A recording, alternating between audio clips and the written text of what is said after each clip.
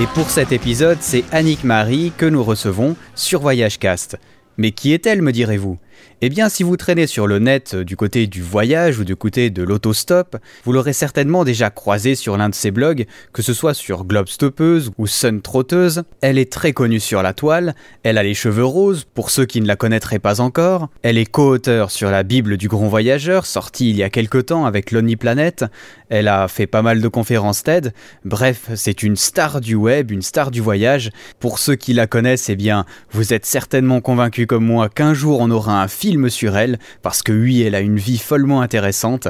C'est une fille absolument géniale et je suis très heureux de la recevoir sur VoyageCast. Alors on aurait pu parler d'un grand nombre de choses avec elle. Elle a beaucoup de connaissances sur le voyage, sur l'autonomie, sur l'autostop. On en avait déjà parlé avec Néo il y a près d'une année maintenant. Mais nous avons décidé de nous intéresser à sa prochaine aventure, le Sun Trip. Alors ce podcast se sépare en deux parties. Dans la première, nous parlons du Sun Trip, de ce que c'est exactement, de comment ça se présente, de comment Annick s'est organisée, de ce que ça veut dire, quels sont les buts recherchés par le Sun Trip. Bref, tout ce que vous avez à savoir sur cette manifestation vraiment intéressante et aussi comment vous pouvez suivre Annick dans sa progression. Alors la deuxième partie est un peu plus confidentielle, on va dire. Il faut savoir que avant d'enregistrer un podcast, on parle avec l'invité de ce qu'on va présenter pendant le podcast. On parle un peu du background, on va dire, qu'il y a autour du podcast. Qu'est-ce qu'on va choisir dans un pays, de quoi on va parler, quel sujet on va éviter d'évoquer. Bref, on organise l'émission. Et puis pendant l'organisation qu'on a fait avec Annick Marie, on a parlé du solaire et des parties un peu plus techniques du vélo. Et puis, en faisant le podcast, je me suis dit que c'était un peu dommage de laisser tomber cette partie qui finalement intéresserait certes une petite partie des auditeurs, mais était tout de même trop intéressante pour la laisser sombrer dans une mémoire morte quelque part dans mon ordinateur. Du coup, je l'ai mis en deuxième partie, ça dure 14 minutes, c'est donc encore assez court, et puis on va parler un peu plus de comment fonctionne le vélo, et puis un peu plus comment fonctionne le solaire au Canada, en Suisse, bref, on cause du solaire. C'est aussi très intéressant, mais ça a un peu moins à voir avec le voyage, mais je l'ai mis quand même, et puis ça intéressera sans doute quelques-uns d'entre vous. Alors tout de suite, la première partie, il y aura une petite pause musicale entre les deux, et puis ensuite on enchaîne sur la deuxième et la conclusion. Allez, bonne interview. Désolé, je regrette. Tu sais, ma vie est pas très passionnante. Du genre métro, boulot, dodo, je sais pas quoi dire. Tu devrais lire mon journal. Tu verrais qu'il n'y a pas grand-chose à dire. Le vide. C'est vrai ? Et ça te rend triste ou anxieux ? Parce que moi, tu vois, je suis toujours anxieux. Je pense que je vis pas ma vie à fond, tu sais. Que je profite pas des possibilités offertes, que je gaspille toujours les précieuses secondes auxquelles j'ai droit et ça m'angoisse. Ouais, j'y pense moi aussi. Ouais.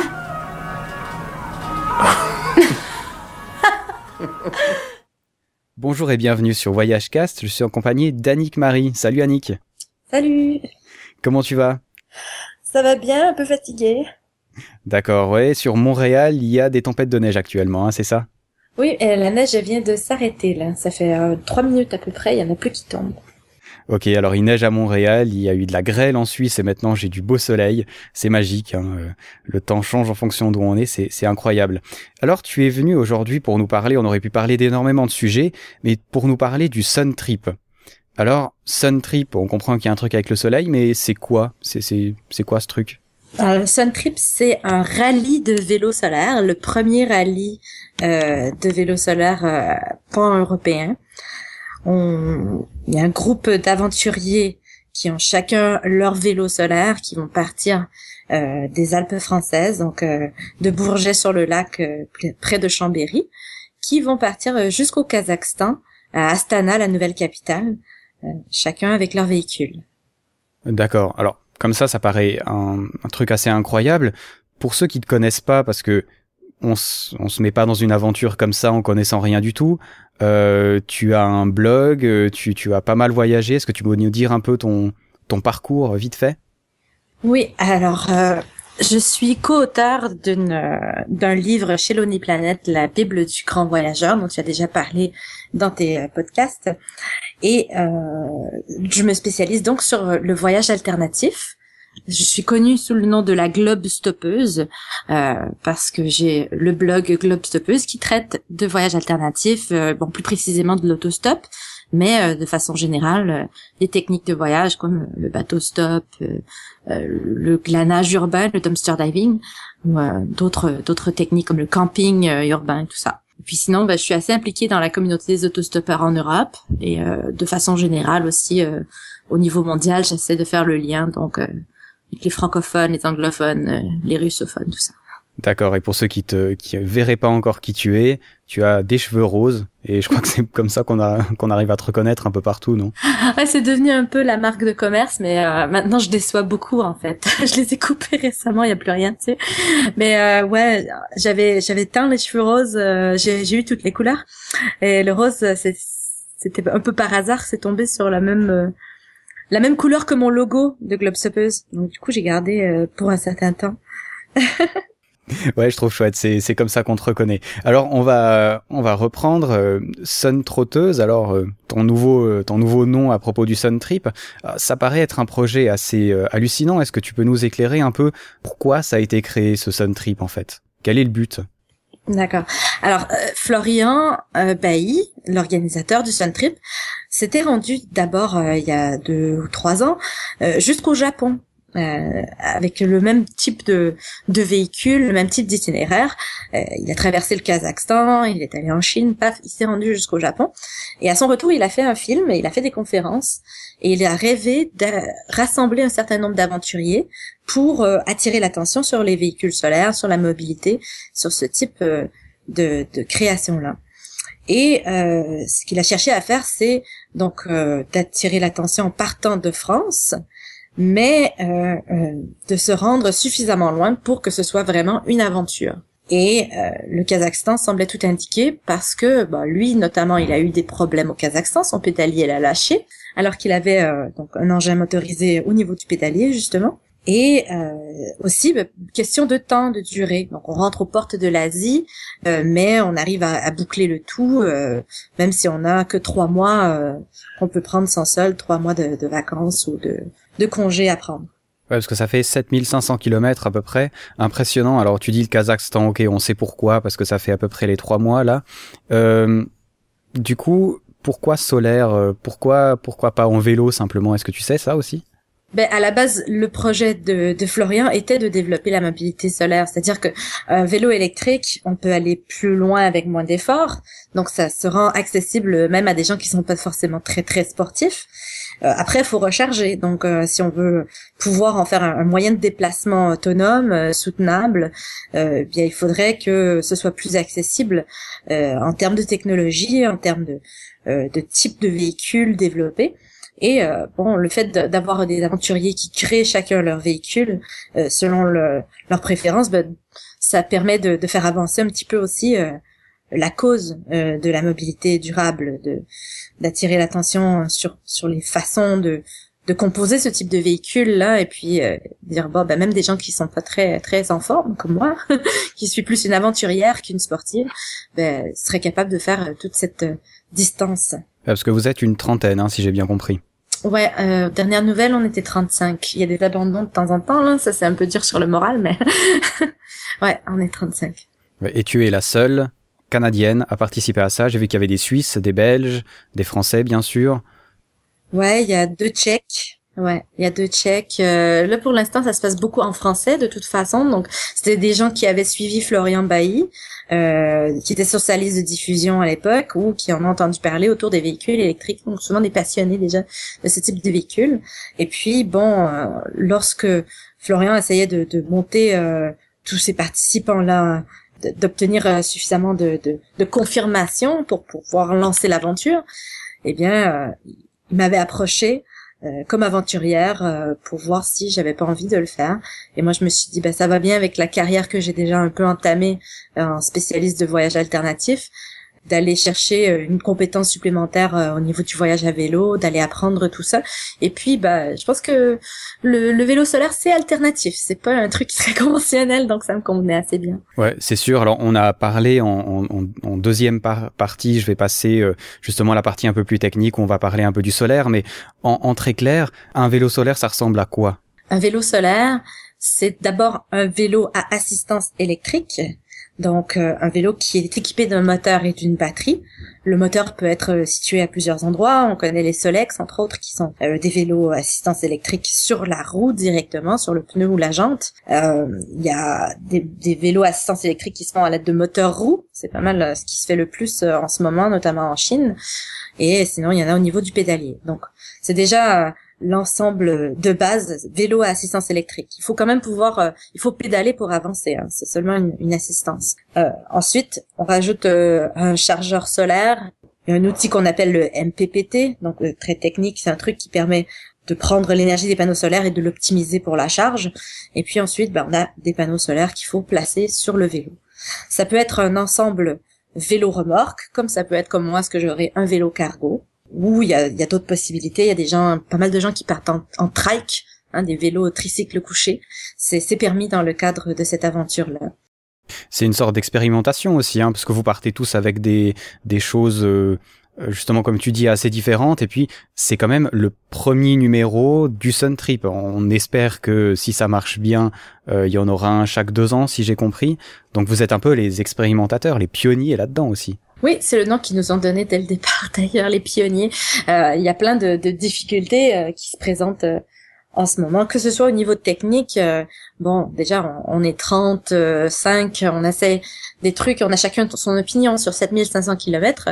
Il y a beaucoup de paramètres qui entrent en ligne de compte, et comme on n'a pas tous les mêmes compétences, on va faire des choix qui vont s'accorder avec nos compétences et nos expériences. Et donc, j'ai souvent vu des argumentaires pour telle ou telle solution. Et puis, je trouvais que les deux côtés avaient très raison. Donc, faire un choix entre l'une ou l'autre des options dépend vraiment de le ressenti qu'on a face aux difficultés qu'on risque d'avoir. Ouais, parce qu'alors il y a le côté technique. Tu travailles avec des écoles d'ingénieurs et des choses comme ça, hein, ce qui paraît. Oui, donc les premières personnes que j'ai contactées quand j'ai accepté, c'était une école d'ingénierie ici, l'ETS à Montréal. Ils ont une équipe de véhicules solaires, donc ils ont un club qui envoie chaque année des véhicules solaires pour la course le World Solar Challenge qui a lieu dans le désert en Australie. Et donc tous les 2 ans, ils envoient un véhicule là-bas. Et eux, ils avaient donc une bonne compétence. Ils ont accepté de parrainer techniquement le projet. Donc, j'ai trouvé ensuite une équipe de techniciens en génie électrique qui font leur projet de fin d'études et donc ils sont parrainés par les ingénieurs de l'ETS qui eux ont une expérience des véhicules solaires. Ouais, c'est incroyable parce que c'est une course un peu. Alors moi, j'aime bien le Vendée Globe. Alors les moyens sont quand même différents parce que un seul bateau vaut plusieurs millions et je crois pas que ton vélo coûtera ça. Mais c'est un peu dans l'idée aussi. Il y a beaucoup de choses qui se font en aval de la course en fait. On choisit les moyens techniques. Tu choisis ton itinéraire aussi, je pense. Oui, on a beaucoup de possibilités. On a seulement 3 contraintes. Alors, la contrainte de départ, c'est qu'on part tous de Bourget-du-Lac en même temps.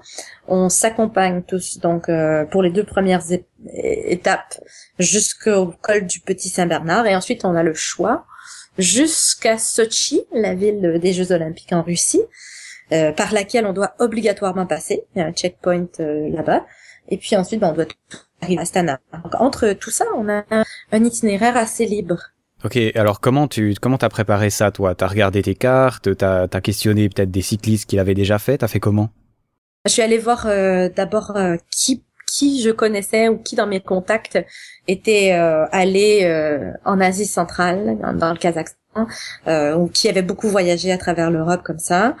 Et notamment Florian m'avait référé à des gens qu'il avait rencontrés sur la route en Asie centrale. Et je suis passée les voir au tout début de mon processus. Et ils m'ont montré les cartes, ils m'ont montré les difficultés, ils m'ont montré les vélos qu'ils avaient.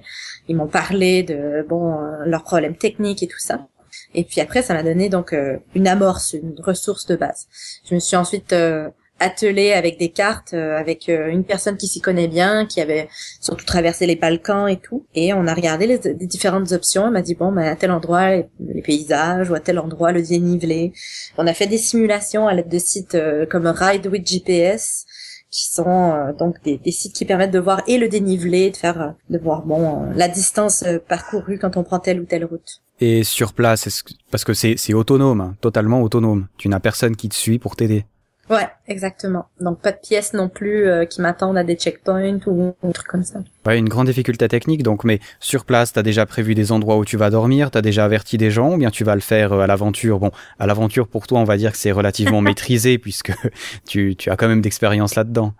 Ouais, j'ai pas eu trop de soucis jusqu'à présent. J'ai pas trop pensé à ça parce que quand je me déplace sans arrêt, parce que j'ai un mode de vie parfois un peu nomade en Europe, d'habitude je ne prévois pas plus d'un mois à l'avance l'endroit où je vais être, l'endroit où je vais dormir. Donc pour moi, tant que j'arrive pas très près de cette date-là, ça me sert à rien de contacter des gens chez qui je ne vais que dormir une nuit. L'idée, c'est peut-être de préparer des documents explicatifs dans des langues qui vont se trouver sur la route pour être capable de faire les demandes le plus efficacement possible. Mais après, c'est un voyage donc qui risque aussi de me demander de m'adapter au départ à un rythme différent de ce que je prévois. Donc ça dépend comment sur la longueur j'arrive à m'y faire. J'essaie de voir l'itinéraire comme étant quelque chose que j'estime au pire. Donc pour que les visages, je sois certaine de pouvoir entrer au moment requis en Russie et au Kazakhstan notamment. Donc, j'essaie toujours de voir le temps le plus long que ça risque de me prendre. Et sur la route, par contre, ça risque d'être différent. Je risque de faire 40 km de plus dans ces journées-là.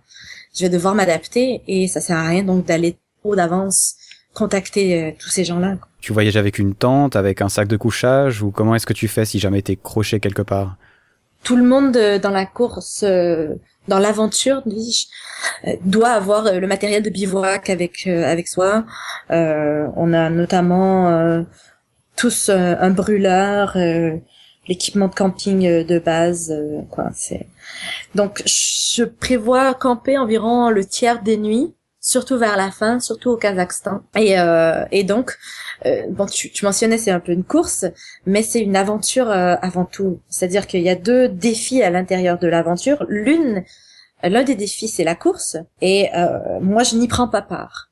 Donc, j'ai choisi de prendre part à l'autre défi, qui est le défi du baroudeur, et qui est un défi de blogueur, d'écrivain voyageur, un petit peu plus. Tu vas l'écrire au fur et à mesure avec du matériel, puis l'envoyer sur le net, ou bien tu vas le faire plus tard, après ces 3 mois, on va avoir des billets de toi. Comment ça se passe pour vous suivre, justement? D'abord, à travers l'aventure elle-même, il y a déjà sur le site thesuntrip.com, il y a déjà une présentation de l'ensemble des aventuriers, avec des liens vers leur site web, leur compte Twitter ou Facebook, dans les cas où ils en ont.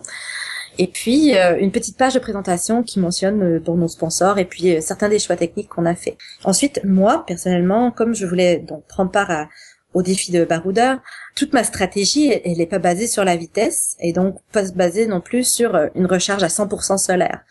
Donc je vais pouvoir brancher la pile dans la prise avant d'arriver dans le désert déjà. Donc on a pensé à prendre une batterie peut-être plus lourde, mais qui va pouvoir emmagasiner de l'énergie pour plus longtemps et être rechargée dans la journée.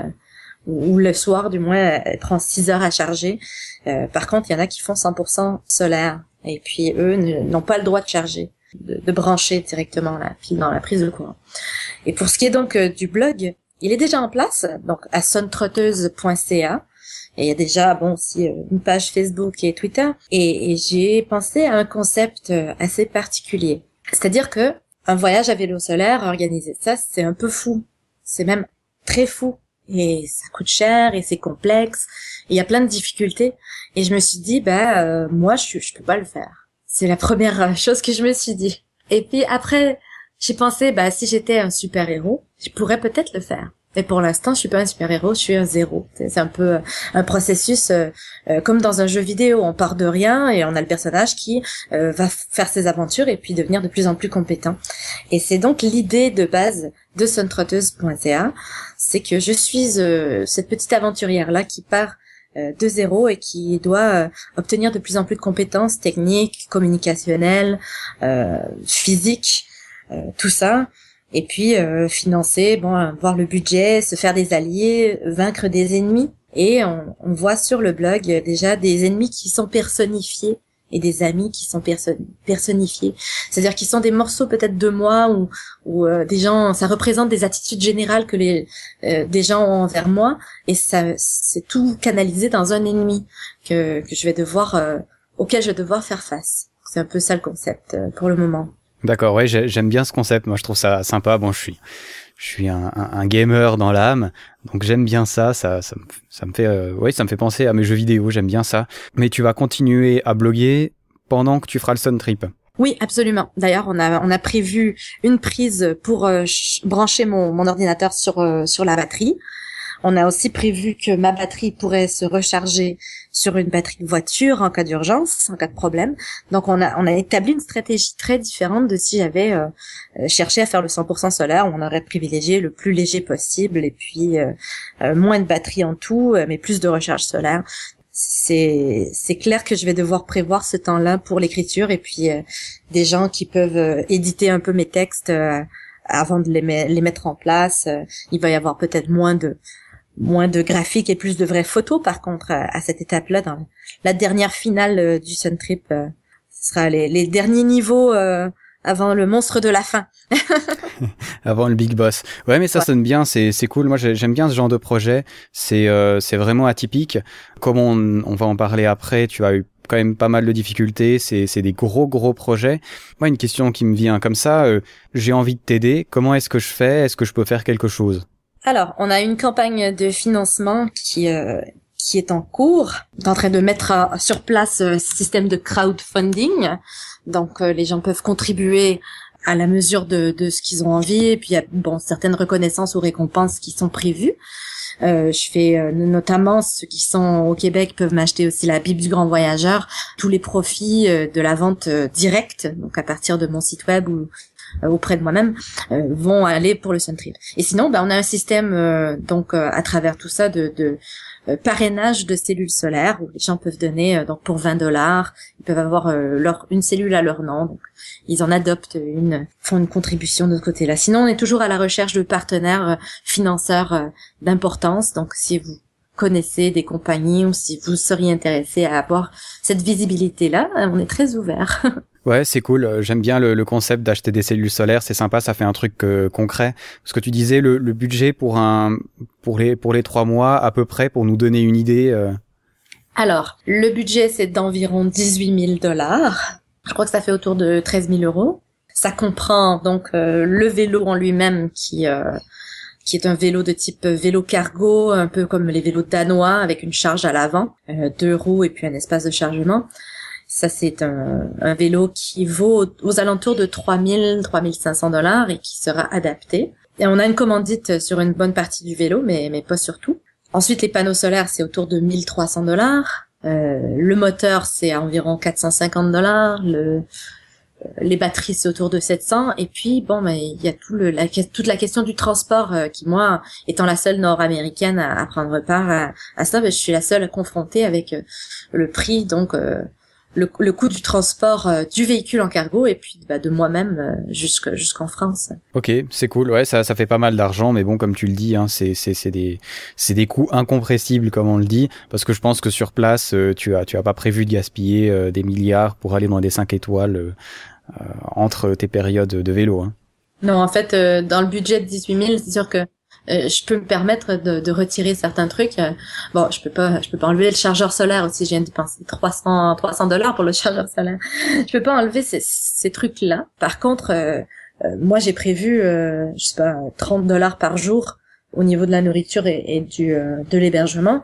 Et ça me semble assez clair qu'ayant vécu 3 ans à 5 € par jour, je vais faire autrement. Par contre, il faut rester crédible et puis surtout prévoir un certain montant pour les imprévus. Donc, ça fait partie de ma stratégie de levée de fonds tout de même, d'aller chercher tout ça. Si jamais il devait y avoir des excédents, ce que je crois qui ne se produira pas, mais s'il devait y en avoir, ça irait à l'organisation du Sun Trip parce que eux aussi ils ont besoin de tout ça. Mais sinon, je garde un compte très précis de tout ce que j'ai investi moi-même, tout ce que j'avance comme argent et puis tout ce qui est dépensé. Et on pourra savoir à la fin, où est-ce que ça aurait pu être amélioré. Et puis ça nous permettra donc de vraiment tirer des leçons de l'expérience pour l'organisation des Sun Trip à l'avenir. Ouais, je pense que c'est ça qui est intéressant. Quand tu fais une première édition, il y a de toute façon, comme on l'a dit, des petites erreurs peut-être qui se glissent quelque part, mais ça va être optimisé. Puis bon, on espère aussi, on l'a pas dit, mais une façon de t'aider, outre l'argent, c'est aussi de suivre ton blog, de te suivre sur Twitter, de te suivre sur Facebook, de suivre Suntrip aussi, parce que je pense que vous avez besoin d'une grande présence au niveau des réseaux aussi, pour justement pouvoir ramener des partenaires ou des partenaires ou des sponsors beaucoup plus facilement. Tout à fait. Moi, j'aime bien dire à tous mes amis autour, je suis beaucoup dans les milieux universitaires à Montréal, je leur dis, mais je veux pas de votre argent, je veux celui de vos potes, je veux celui de vos parents, je veux celui de tout le monde autour. Donc, non, l'idée, c'est que je comprends bien que c'est pas tout le monde qui a les moyens de donner un coup de main, et puis, moi pour commencer, mais bon, l'idée c'est que déjà en partageant l'information, en parlant à des gens qui pourraient vouloir contribuer, que ça pourrait vouloir intéresser, et puis en suivant et même en faisant juste un petit mot d'encouragement, les likes, oui, c'est super sympa sur une page ou les gens qui me suivent. J'aime encore mieux quand les gens viennent faire un petit commentaire, lancent des débats, juste. Moi, je dis chaque mot compte en fait, parce qu'il y a tellement de gens qui me disent oh c'est fou ton truc ou ça marchera pas, parce que on se dit non c'est trop cool, oui ça va marcher, c'est une battante, mais il y a des gens qui pensent le contraire et qui se gênent pas pour me le dire. Et donc d'entendre des petits mots d'encouragement, ça fait toute la différence sur la productivité d'une journée, sur la possibilité de convaincre des bénévoles de me donner un coup de main, tout ça. Donc c'est pas de refus. Hein, toute cette ouverture là est bienvenue. Ouais, exactement. Il faut jamais négliger le pouvoir de l'humain, d'un simple merci, d'un simple allez vas-y. Faut jamais ignorer ça. Absolument. Ok, ben c'est cool. Alors on va arrêter là pour l'interview normale. Tout de suite après ça, après une pause, eh bien vous aurez les aspects techniques peut-être du solaire qui intéressent certainement certains d'entre vous, mais pas forcément tout le monde. En tout cas, on a bien apprécié de t'avoir. J'apprécie vraiment beaucoup d'avoir parlé avec toi, Annick-Marie. On te suivra avec plaisir sur ton blog Sun Trotteuse, on le rappelle. Et puis ben voilà, donne-nous des nouvelles. N'oublie pas de nous envoyer des jolies photos et puis on te suivra avec plaisir. Et voilà, j'espère que tu arriveras à la fin, que tu n'auras pas une cellule solaire qui se barre en volant. Moi, je vais y aller un coup de pédale à la fois, c'est ce que je fais déjà, et puis j'ai confiance que un coup de pédale à la fois, je ferai ces 7500 kilomètres. Exactement, c'est super cool. Ouais, c'est juste dommage que le solaire, ça marche pas vraiment, parce que moi, je travaille dans une entreprise où on fabrique des machines qui font des panneaux solaires après, tu vois, je travaille avec le silicium et tout ça. Okay. Et on a même dans mon entreprise, on fabrique carrément de la base jusqu'au panneau solaire final. Mais c'est vrai que ça coûte excessivement cher et c'est un marché pour l'instant qui marche pas très bien. Et du coup, moi je vois chez nous, il y a des licenciements et tout ça, donc en fait, ils veulent investir nulle part. C'est ça c'est un peu le mauvais timing aussi, je pense. En ce moment, il y a pas de panneaux flexibles ou presque en Amérique du Nord. Il y a une compagnie qui fait des panneaux flexibles, semi-flexibles, qui est Solbian Flex, qui arrive à en faire importer aux États-Unis. Au Canada, j'ai pas trouvé de distributeur. L'énergie solaire comme source d'énergie domestique n'est pas encore très répandue, mais les gens connaissent. Et pour ce qui est de l'énergie solaire comme source industrielle, ben là on parle chinois. Là. C'est pas un truc que les gens peuvent imaginer, parce qu'ici on a l'hydroélectricité. Il y a une source donc d'énergie propre, relativement propre, et qui a pas la problématique du solaire ni le prix, quoi. Exactement. Et qui est déjà installé. En Suisse, on a pas mal d'hydroélectrique, mais le solaire pour l'instant chez nous marche pas vraiment bien. Mais on en fabrique quand même pour des particuliers, tout ça. On a pas mal de maisons en montagne qui sont vraiment isolées, et le solaire, c'est un peu le seul truc qui marche bien. Pour ça, on fabrique pas mal. On a des fermes aussi, tu vois, qui sont en alpage ou des choses comme ça, qui sont assez loin, où ça marche pas mal. Et pour le particulier, pour l'instant, c'est surtout parce que la Suisse, elle avait donné beaucoup d'argent. Si tu faisais une maison, ils te subventionnaient beaucoup. Mais avec la crise, ça subventionne moins, quoi. Il y a tout l'aspect politique derrière ça, c'est-à-dire que pour le côté domestique, le risque donc d'acheter des panneaux est partagé par le particulier et par l'État à ce moment-là. S'il y a de l'énergie supplémentaire qui est produite, elle est revendue à l'État. Voilà. Ici, l'État en a beaucoup déjà. Mettre en place un système où le particulier produit de l'électricité et en revend, pour lui, c'est plus complexe que de tout simplement investir sur l'économie d'énergie à l'échelle du Québec pour en revendre, pour faire de l'argent aux États-Unis. Parce qu'on a un marché de l'énergie qui est très lié avec celui de la côte est américaine et de l'Ontario. Donc tout ça fait que le solaire n'a jamais été vu, ni même la production d'électricité décentralisée n'a jamais été vue comme une option. Et donc il faut donc être assez passionné pour déjà avoir du solaire dans l'habitation, tout absorber les coûts et en plus savoir qu'on ne pourra pas se faire racheter l'électricité et devoir payer en plus quand même pour être rattaché au système hydroélectrique avec une redevance quotidienne qui est quand même assez élevée par rapport au prix de l'électricité elle-même. Donc au final, c'est très décourageant, à moins d'être, comme tu dis, en site éloigné, où ça peut valoir la peine de prendre en considération le solaire. Tous les chalets, en fait, c'est les endroits où on voit des panneaux solaires, toutes les installations routières temporaires sur les chantiers de construction, la signalisation. C'est les seuls endroits où on voit du solaire ici. Ouais. Donc le climat commercial et politique n'est pas le même. Et ça a un impact sur la façon dont je dois présenter le projet. Ouais, c'est ça.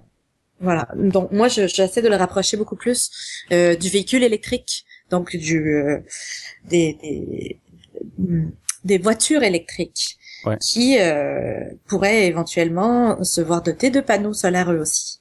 Ouais, j'ai déjà roulé dans une Chrysler, je crois. Ça s'appelle la Chrysler Néon, okay, où t'as des panneaux solaires dessus. Vraiment génial, mais bon, ça coûte encore cher comme voiture, mais c'est vraiment bien. Ouais. Non, je sais que Toyota fait beaucoup de tests aussi. Il y a pas mal t'as la Prius et tout ça, ouais, mais qui est unique. Elle est pas solaire, mais elle est électrique, ouais. Ouais, mais il parle de, il y a des tests, il y a déjà des endroits, notamment en Australie, il y a une boîte qui vend des panneaux solaires spécifiquement pour les adapter, un kit Prius. Donc, cool. Il y a quand même des développements de ce côté-là. Ça semble être l'endroit où les gens, où le commerce se dirige pour la mobilité électrique, donc qui est quand même le domaine le plus près du vélo électrique solaire pour le moment. Et sinon, il y a toutes les bornes de chargement des véhicules électriques. Ouais. Nous, on n'en a pas.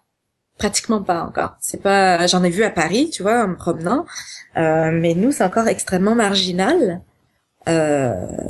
J'en ai jamais vu au Canada. Il y a quelques boîtes. Il y a une boîte québécoise qui en fabrique et en distribue, mais même elle est obligée d'aller chercher des partenariats de sponsoring. Donc, c'est pas évident d'essayer d'aller les voir pour souder les liens. Il y a quelques autres entreprises aux États-Unis. Il y a toute la borne, l'idée d'avoir, par exemple, un stationnement de vélo avec des bornes de recharge pour vélo électrique avec des panneaux solaires sur le dessus, hein, une petite unité autonome dans les villes. Mais bon, on sait que ça existe. Après, développer un partenariat avec eux quand eux essaient déjà de survivre, c'est un peu difficile. Ouais, c'est ça. Nous, à Berne, ça a commencé il y a une année à peu près, justement, ces bornes un peu. Il y en a une au centre-ville, je crois, c'est vraiment tout quand tu veux faire un tour de la ville en vélo, tu vois. Mais c'est vrai que eux, je pense, ont déjà un peu de la peine à survivre là-dedans. Ouais, complexe. Je trouve le projet super intéressant parce que bon, je travaille pour le solaire, donc je trouve ça chouette. J'aurais bien aimé voir le côté mécanique et solaire du truc, quoi. Si j'avais, enfin, je me rappelle plus quand est-ce que j'ai appris que ce truc existait là, le Sun Trip. Mais si je l'avais fait avant, j'aurais peut-être discuté avec quelques ingénieurs chez nous qui sont très bons pour ce genre de truc, quoi. C'est dommage, c'est un peu trop tard, mais j'aurais bien aimé voir au niveau mécanique comment ça se fait, quoi. Au niveau mécanique, tu veux dire au niveau des moteurs?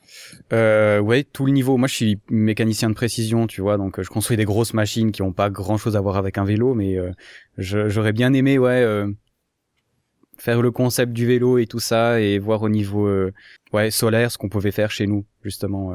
Comme moteur, on construit pas de moteur, mais au niveau solaire, on est vraiment pas mauvais, quoi. Ouais.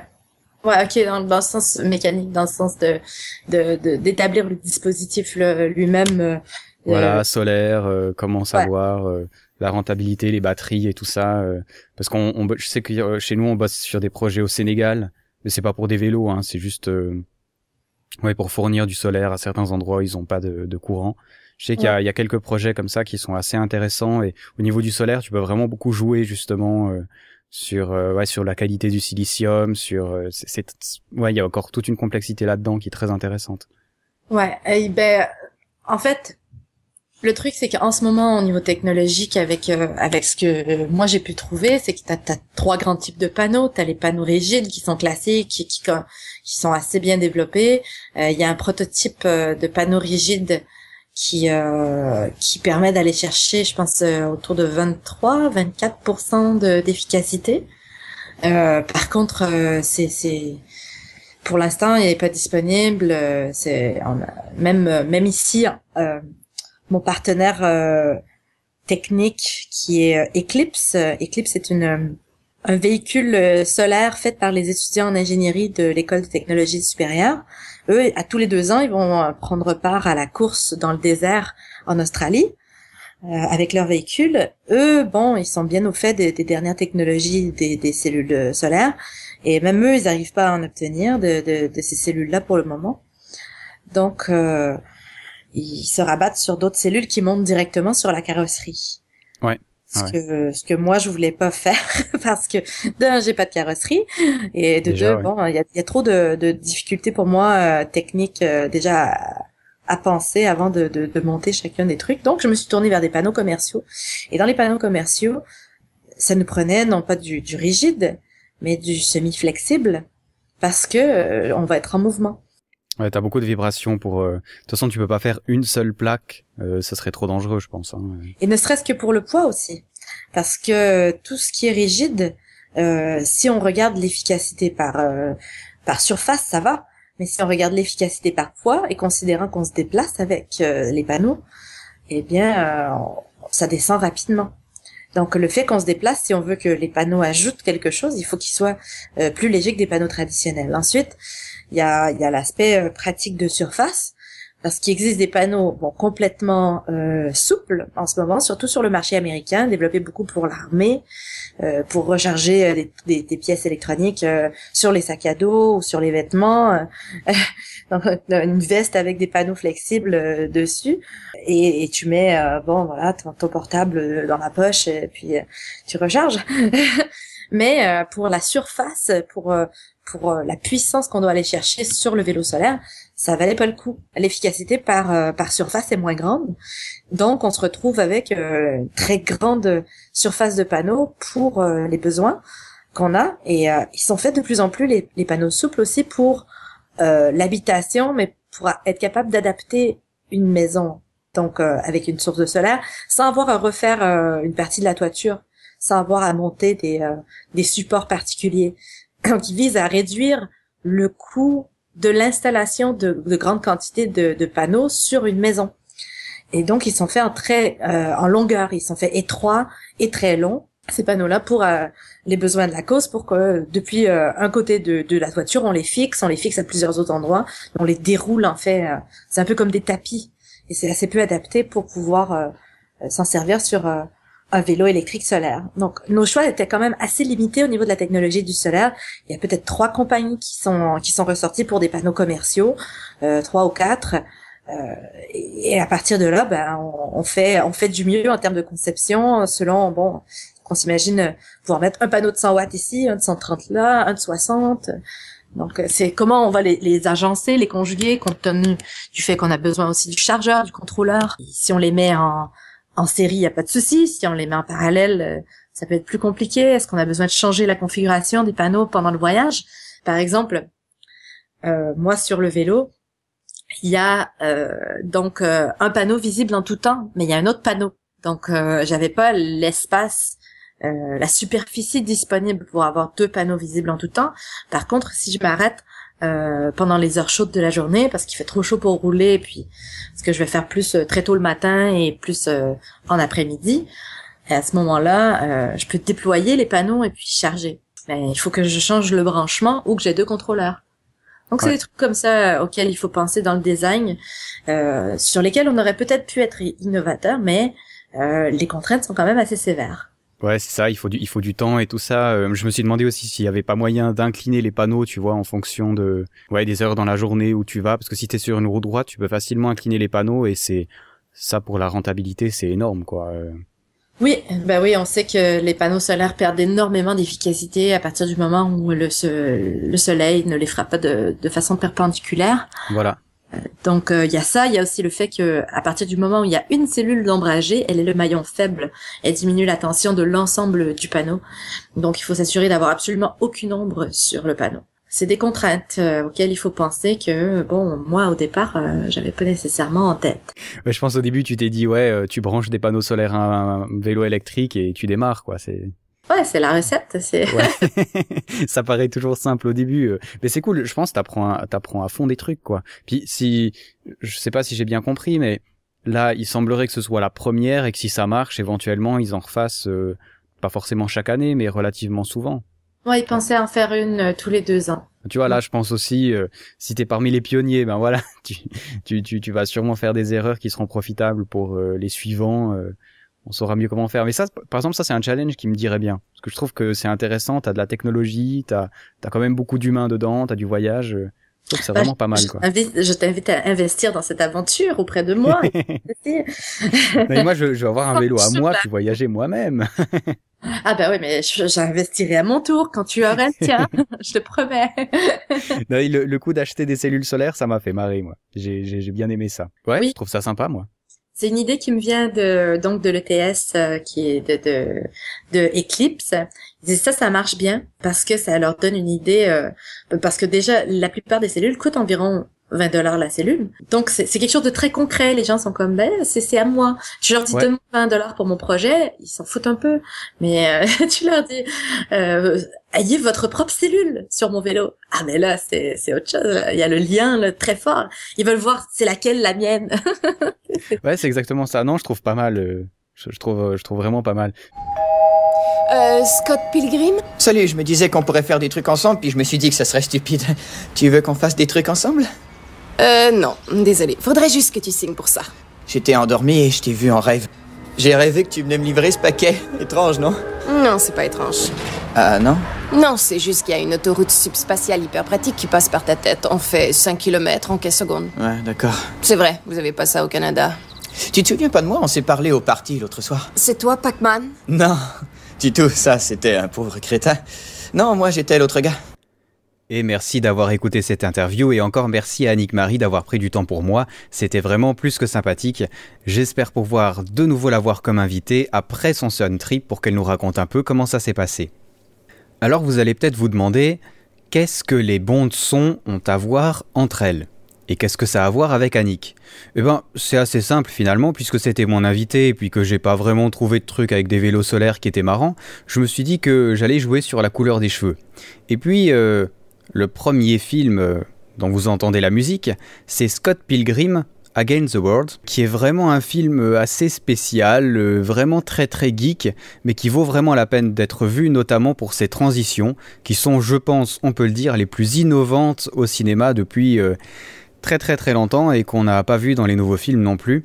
C'est vraiment un film super sympa qui est tiré d'un manga. Et puis je l'ai pris parce que l'héroïne a les cheveux bleus au début du film, rose après, puis vert à la fin. Et puis ça me faisait penser un peu à Annick parce qu'elle a aussi les cheveux qui changent de couleur de temps à autre. Le film se passe au Canada, donc je trouvais que ça accrochait un peu. La première musique que vous entendez sur le podcast, c'est Beck. Et c'est une musique assez intéressante qui a été faite pour le film, un truc vraiment assez barge, je trouve. Et puis qui fait le lien avec le deuxième film, que vous aurez peut-être reconnu, puisqu'il s'agit de, attention, le titre en anglais super long et que je vais certainement mal prononcer, Eternal Sunshine and the Spotless Mind. Alors c'est un nom affreux pour un film absolument fabuleux. C'est vraiment un grand film, il est cité dans les 200 premiers films à voir sur IMDb par exemple, donc un truc vraiment exceptionnel. Alors je vais pas vous raconter parce que si on le raconte ça le fait pas, et si on le raconte il a surtout l'air très très nul, alors qu'en fait il est très très bon. Et puis pourquoi ce film ? Eh bien parce qu'il m'a semblé qu'Annick Marie l'aimait comme film, j'en suis pas sûr et si c'est pas le cas je m'en excuse. Et puis surtout parce que l'héroïne jouée par Kate Winslet a aussi les cheveux qui changent de couleur pendant tout le film. Alors du coup je trouvais que ça faisait assez bien le crochet. Et puis pour que ça fasse encore plus le lien, sachez que Beck, qui a donc fait la musique de Scott Pilgrim, a aussi fait certaines musiques de Eternal Sunshine. Donc finalement, tout ça s'englobe assez bien, et puis l'interlude musical est aussi dans le film Eternal Sunshine, donc tout ça finalement s'englobe assez bien dans une sorte d'harmonie assez sympathique pour un podcast. Bref, je ne vais pas vous la faire longue, Scott Pilgrim et Eternal Sunshine, regardez-les vraiment, c'est des très bons films de très bonne qualité, vraiment ceux-là, regardez-les. Je vais pas faire plus long parce qu'on est déjà assez long. Le prochain podcast sera très spécial puisqu'il s'agira du 27e podcast et du podcast anniversaire de Voyage Cast. Et oui, ça fera 1 année que je parle tout seul dans mon micro dans ma chambre. Absolument fabuleux. Moi qui tablais sur 5 épisodes en espérant arriver à 4, eh bien j'en suis à 27 et j'en suis absolument heureux. 27e épisode assez spécial aussi puisque vous entendrez Pierre, qui a été le premier invité sur Voyage Cast, il nous avait parlé de Salamanca, et puis mon papa, qui est la star du podcast, puisque nous avons été faire un petit tour en bateau, et on a d'ailleurs profité de faire, à mon avis, sans m'avancer, le premier podcast enregistré sur un bateau. C'est quand même pas n'importe quoi. Je veux dire, pour le premier anniversaire, c'est pas mal. Pour le 2e anniversaire, je pense faire un truc encore plus fort avec Mars en arrière-plan et tout. Mais ce coup-ci, on a décidé de rester simple et d'aller en France, sur un petit bateau, sur le fleuve. Un truc bien sympa dont on va vous parler dans ce 27e épisode. Et puis je peux d'ores et déjà vous confirmer que la 2e année de Voyage Cast va se faire. Et mon premier invité, non, je vais rien vous dire. En fait, non. Vous devrez écouter, ma foi, je le dirai pas. C'est juste que c'est une star et que si vous aimez le voyage, vous le connaissez. Parce que c'est une star, c'est un mec génial, il a une voix que vous reconnaîtrez tout de suite, bref, c'est... un exemple pour moi, pour tous ceux qui font du podcast et pour tous ceux qui voyagent. Bref, vous en saurez plus en continuant d'écouter Voyage Cast. Alors, on se dit à la prochaine et entre-temps, espérons que l'été arrivera, parce que chez nous, il est pas encore là. Allez, ciao, bonsoir.